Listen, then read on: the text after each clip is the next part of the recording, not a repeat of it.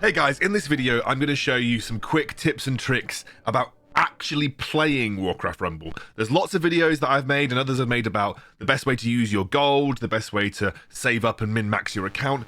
Honestly, plenty of resource out there. This is going to be specifically about mechanics in the game that you might not know.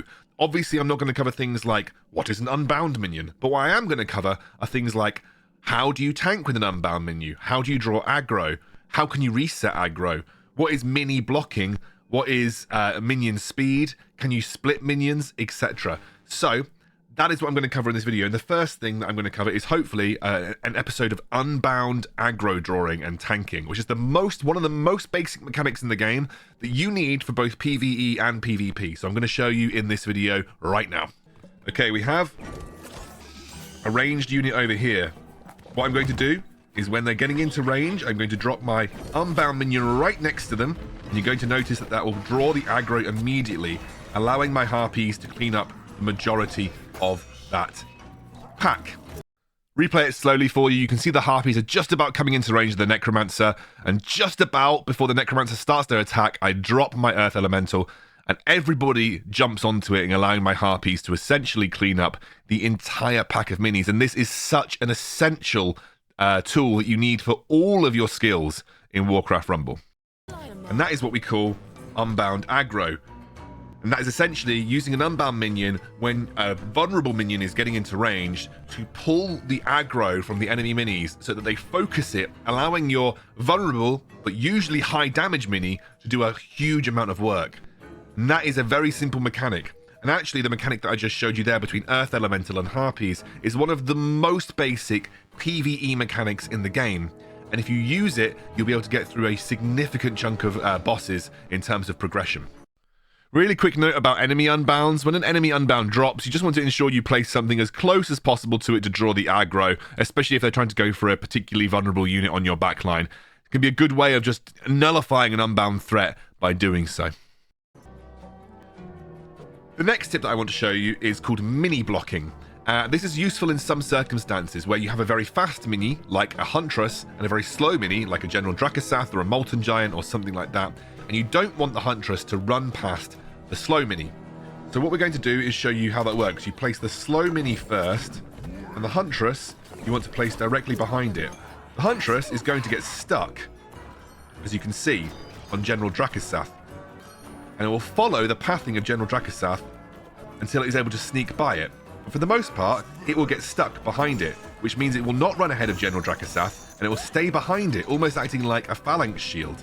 Now, unfortunately, Stonehoof Tauren is going to charge straight to the back line like it always does, but you're seeing that it is staying relatively safe, and my Huntress is still going. She's only just managed to squeeze by now, but that's an example of what we call mini blocking, which is a really great way of trying to get your fast minis to stay safe, even if they are much faster than the tank that you're putting in front of them.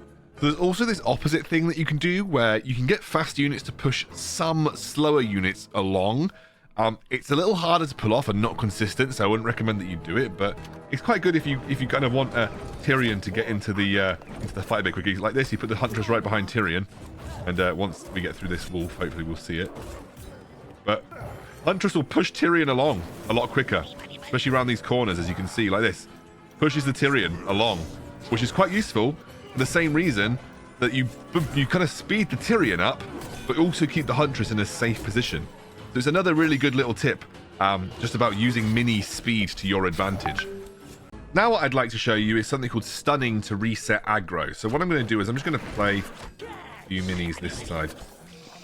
Now you can see General Dracasath is being focused here. What I'm going to do is drop an Earth Elemental. Now, they will not change until I stun, and it will go to the closest mini. Did you see what happened there? Might want to. I'll replay it back for you. All right, breaking that down. We place the Earth Elemental as close as possible to Gulia so that it becomes the closest proximity unit. We use our Chain Lightning, which stuns, and watch Gulia turn around and start hitting the Earth Elemental when she was previously attacking General Dracasath. That leaves my low HP General Dracasath, who deals way more damage, to constantly wail on Gulia and end her in the video in just a minute. But General Dracasath was being focused. My Chain Lightning has a stun ability on it, So any mini that stuns will reset the enemy aggro. They will then turn and find the absolute closest mini to them. So the Earth Elemental was closer to Gulia than my General Dracosath was, and it will turn to then attack that mini. That also works on towers, so I can show you that on towers as well. Yes, we should have enough here. Let's see, right, ready. So what's going to happen is it's going to start getting attacked by the tower. I'm going to start getting attacked by the tower now. I'm going to drop Earth Elemental and then stun.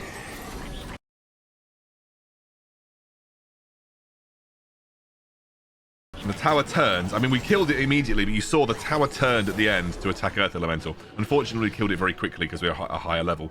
But you guys saw exactly what I meant there. The tower turned, stopped aggroing my Blackrock Pyromancer, and then went for my Earth Elemental. This is something really basic, but it is something that affects the game. A lot of people don't actually know what resistant. So you can see that this guy is resistant, and what armored means. I'm going to jump into game and show you what they look like in terms of icons, and you'll be able to, I'll just explain what they mean when we get into game. Right, you guys can see it on your screen right now. Tyrion has a little silver shield around him. That means he's armored. That means he takes 50% less physical damage. So you see enemy units with this little silver shield, it means they take less physical damage, but take elemental damage. The little sort of gold, different colored shield, different sort of shaped shield, that means the enemy or your unit is resistant. They take 50% less elemental damage, and they need physical damage to be able to hurt them at the proper value. If it has neither of these things, it means it's neither resistant nor armored, and that means it just takes normal damage from all sources. Something that not a lot of people actually know what it means. It's something that I do get asked a lot of questions about. And in combat, it just helps you prioritize the right type of damage for the right type of enemy. This is a really, really simple tip, but I just want to show you how to do it because it will be important. It's called splitting, and the game kind of shows it to you, but you want to have your minis kind of split over the halfway lines, that half of them go one way, half of them go the other. And this can be done with practically any squad mini that will split. You can do it with like SI7 agents, you can do it with, Defias bandits. And so yeah, you can basically split minis down pathways where you have that blue line break around your base, and it can be really useful for things like if you want to play footmen and you want to put them down two separate lines, maybe you want to send a Defias bandit either way. There's lots of good uses for splitting minis. Not as commonly used as some of the other tactics here, but it is something that you should also know about.